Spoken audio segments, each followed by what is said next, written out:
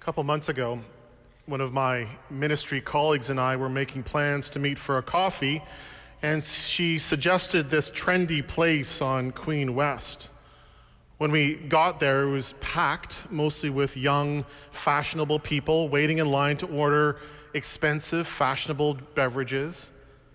And as I waited in line, I could see that patron after patron was ordering this green, frothy stuff called matcha. Maybe you've heard of it, maybe you like it, and if so, good for you. I personally think it tastes like sludge and sadness. Got some matcha fans. But the reason why I'm bringing it up is because when I finally got up to the counter that day, I saw that what all these young people were ordering was not just matcha, but something called ceremonial matcha. Ceremonial matcha. Now, I've seen a traditional Japanese tea ceremony with its rich symbolism and embodied actions. It was a powerful experience based on centuries of spiritual intention and practice. And I can tell you that what was happening in that coffee shop that day was definitely not that. And yet, the label of ceremony, the brand of spirituality, was drawing all these people in to put their credit cards down. I've said this many times before, but I know that we are hardwired for spirituality. It's part of what makes us human. We may use different words to describe it, but we are built for the great quest of the soul. We long to encounter mystery, to find meaning, to glimpse, if even for a moment, what is beyond the veil of the material, mechanistic world. And since the beginning of us, we have sought and found this in the realm of the sacred through ceremony, ritual, song, sacrament, where our souls touch eternity even within our mortality. Spirituality is part of what makes us human. We need it. But because of that need, especially now within our current consumeristic culture, there is a temptation to think that spirituality is simply another product that we can consume. That we only need to buy this talisman or read that book or watch this TED Talk or attend that workshop, and we will finally find the golden ticket to spiritual fulfillment. And with increased brashness, businesses and brands are exploiting this temptation and speaking of themselves in quasi-religious language, attempting to function as a pseudo-faith with their own rituals, temples, creeds, in an attempt to leverage our spiritual longings into profits and prominence. The brands are becoming increasingly sophisticated in influencing our choices for how we spend our time and money and where we offer our devotion. We are hardwired for spirituality. We are created to kneel at altars, and we have the freedom to choose which one. So a fundamental question of being human is this: which God will you worship? Will it be an idol of our own making or something more? And make no mistake, this is not a benign choice. I call heaven and earth to witness against you today that I've set before you life and death, blessings and curses. Choose life so that you and your descendants may live. In the text from the book of Deuteronomy we heard earlier, we hear Moses do what we also hear Jesus do in our gospel text today: use provocative, prophetic hyperbole to describe in the starkest terms possible what is at stake in our choices. Light and dark, blessings and woe, love and hate, life and death. Our ancestors spoke in dialectic terms, leading into dramatic, poetic dualities. But as the SALT commentary notes this week, poetry can be deadly serious. In the case of Moses, the poetic but prophetic choice he presents is between freedom and captivity. As God's active agent among them, Moses has been journeying with the Hebrew people for 40 years, leading them out of slavery in Egypt and all through their wanderings in the wilderness. And now, after all their hardship, they are at the threshold. They stand just across the Jordan River from their promised land, their promised home. But Moses knows that he is at the end of his journey, and he will die before the community crosses over into their destiny. So what we hear in Deuteronomy is the great leader and prophet's final instructions to these people that he loves. He knows their strength, and he has held them in their hard times and in their times of grumbling, when the journey forward seemed too much and they just wanted to go back to Egypt, back into captivity, where at least they would have full bellies and relative safety. In the ancient Israelite imagination, Pharaoh's empire of Egypt represents captivity.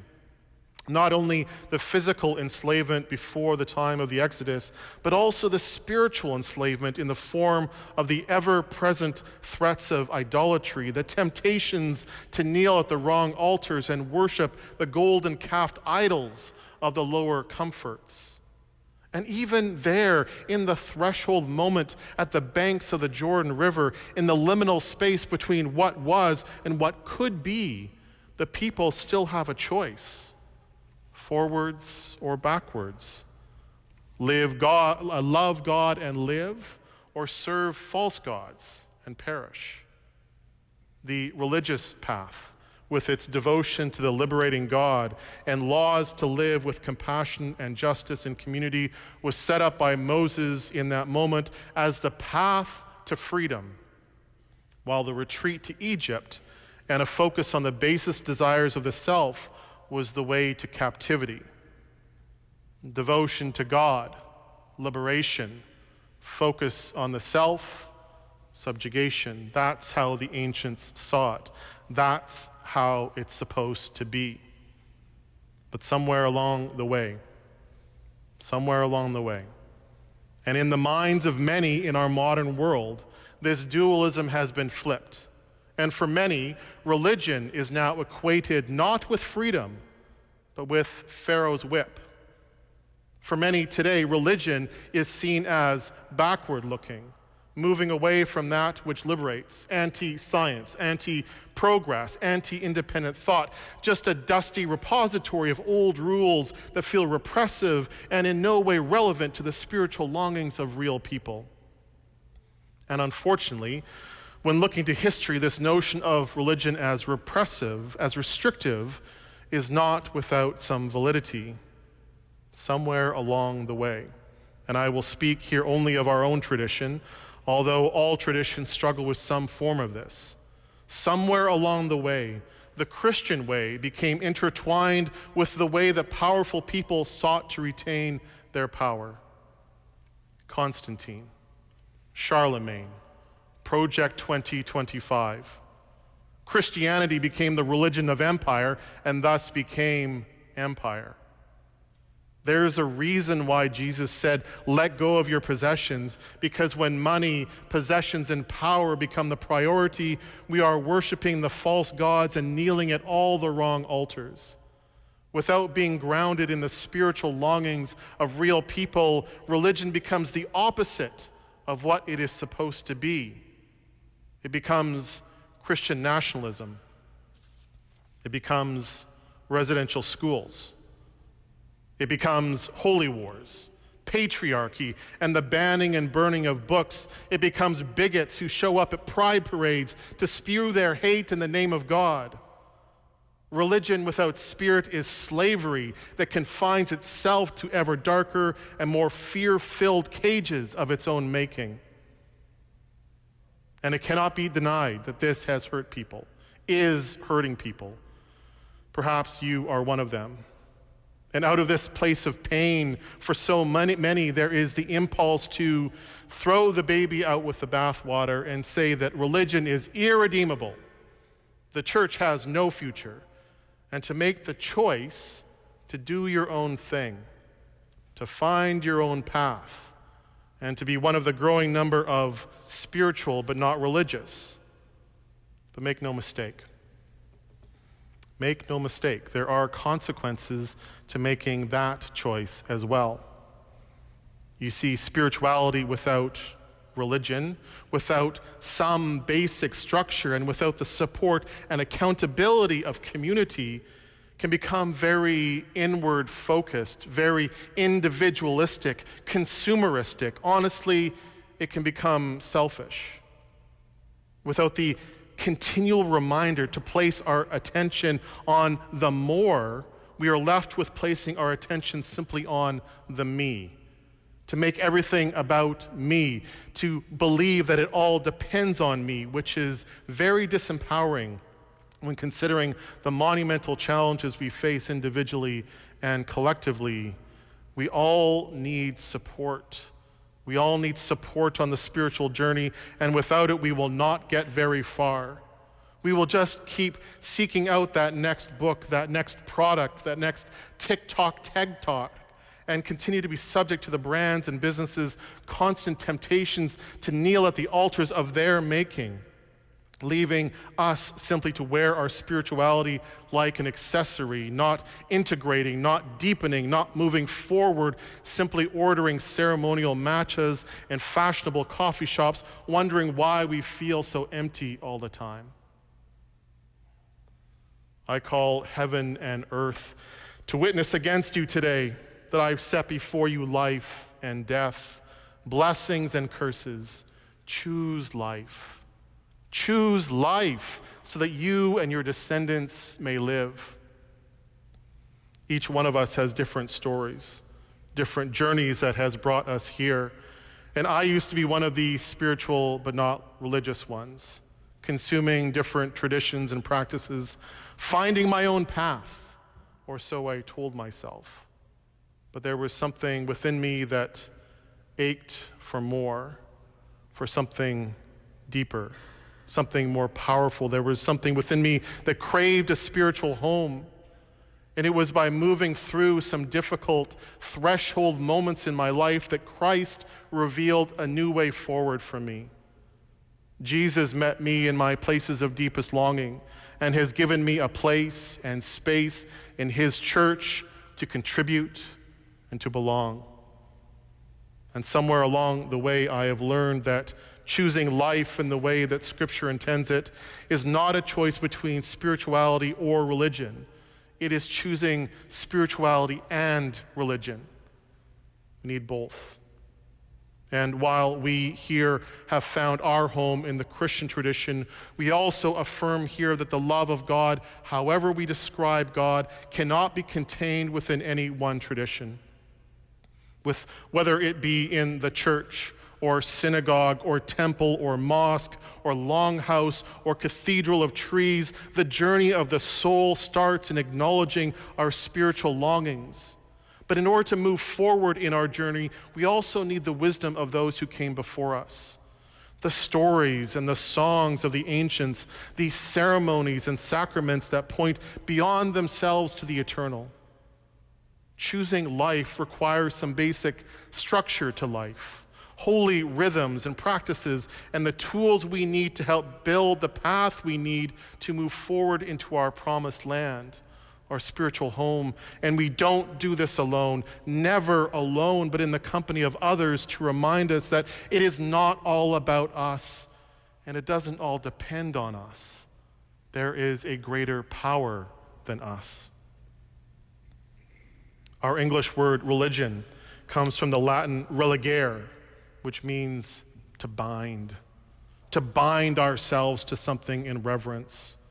The purpose of religion, as it should be, is to support and inspire the life-giving choice to bind ourselves to God, the greater power, the waymaker, the chain breaker, the liberating love at the heart of the universe, who knows us personally and cares for us intimately. And through binding ourselves to God, we become bound to one another, as we collectively kneel at a common altar, forming spiritually religious community. The church will never be perfect because we are not perfect. We have and will make mistakes, and sometimes we will cause pain. But what I see in this community, and what gives me hope that God is still at work even within the flawed institution of the church, is that the souls that have found a home here are not ones fooled by the false choice between religion and spirituality. This community, in its own ways, is proving that it can and must be both. Each week, each day, I see people here online willing to delve into the deep mysteries and be vulnerable with each other, while at the same time be willing to seriously and faithfully engage with our long-held traditions, our ceremonies, our creeds, our sacred texts. Individually, in our own ways, we are each answering Christ's call to follow him, and collectively, we are helping to build a path that we can all walk together. The past couple of weeks, I've been inviting our community to invite people to worship today who count themselves in the spiritual but not religious camp. If that is you, we are so glad that you are here. Although you may have been invited by someone else, it was you who made the choice to be here today. And I believe there is a reason why you are here today. Perhaps you find yourself at a threshold moment between one stage of life and another. Perhaps a spiritual longing has brought you here, or a spiritual wound, or a spiritual experience that you aren't quite sure what to do with. Perhaps you are tired of trying to do it all on your own and are ready to bind yourself to something bigger. Perhaps you are weary of wandering and your soul aches for a place it can call home. Perhaps Christ is revealing a new way forward for you. Whatever the reason you have chosen to be here, there was something within you that longed to take a first step, and you have. Now I wonder what might happen if you take another.